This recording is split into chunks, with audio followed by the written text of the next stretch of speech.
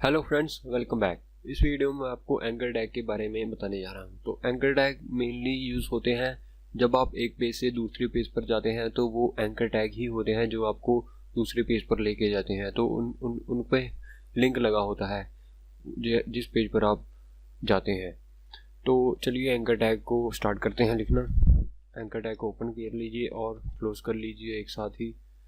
तो इसके बीच में अगर हम करते हैं कि माई लिंक टाइप कर देते हैं, तो रिफ्रेश करते हैं जाकर, तो जैसा आप एक्सपेक्ट कर रहे होंगे एक लिंक उसके बीच में जब आप क्लिक करेंगे तो वो किसी पेज पर चल जाएगा।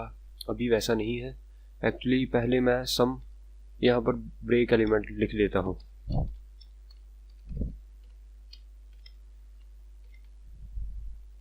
तो ये ब्रेक एलिमेंट्स मैं आपको बताता हूँ मैं क्यों लिख रहा हूँ। तो मैं ये सिंपली लिख रहा हूँ ताकि मुझे थोड़ा सा स्पेस मिल जाए, क्योंकि अभी हम एक पेज से दूसरे पेज जाने पर वो नहीं यूज़ करने वाले। सिंपली एक पेज से अगर आपने डाउन आना हो तो उसे हम यूज़ करने वाले हैं।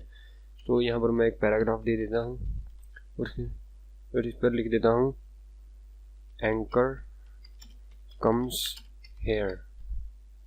तो इसे एक आईडी भी दे देते हैं। तो आईडी देते हैं, फर्स्ट आईडी दे देते हैं, इसे ऐसा करते हैं फर्स्ट। तो इसे भी एक आईडी दे देते हैं, सॉरी इसे एच रख देते हैं। तो इसे एच रेफ वही देते हैं जो हम इसको दिया है पैराग्राफ को फर्स्ट। तो चलिए सेव करते हैं और अब हमारा एंकर वैसे ही है जैसा आप एक्सपेक्ट कर रहे थे, माई लिंक जैसा।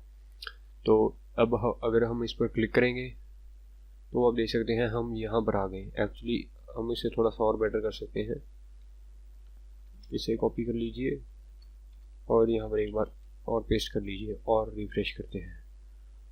तो अब हम अगर इस पर क्लिक करेंगे तो अब देख सकते हैं हम टॉप पर आ गए हैं, सॉरी यहाँ पर आ गए हैं, जिसे हमने आईडी दी थी सेम फर्स्ट। तो अगर हमने यहाँ पर एचरेफ दिया और यहाँ पर दी आईडी, तो ये हम आ गया हमारी आईडी पर जो हमने आईडी दी थी। तो अगर आप एक और चीज़ नोटिस करेंगे कि अगर हमने टॉप पर जाना हो तो हमें पूरा का पूरा स्क्रॉल करना पड़ता है ऊपर। तो ये बहुत ही बैड प्रैक्टिस है। तो अगर आपको अगर आपके वेबसाइट पर यूज़र है और उसे बैक जाने के लिए बटन ही ना हो तो वो स्क्रॉल कर जाए, तो वो बहुत बड़ी बात है। तो अब हम यहाँ पर एक बैक बटन बना देते हैं। तो यहाँ पर हम बनाएंगे एक और एंकर टैग और उस पर हम लिख देंगे गो बैक और उसे हम href दे देंगे सेकंड।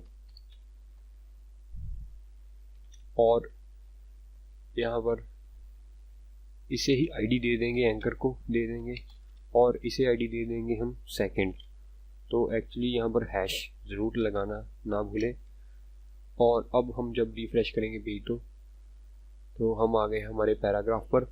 तो अगर हम गो बैक दबाएं तो अब आप देख सकते हैं कि मैं वहीं पर आ गया हूँ।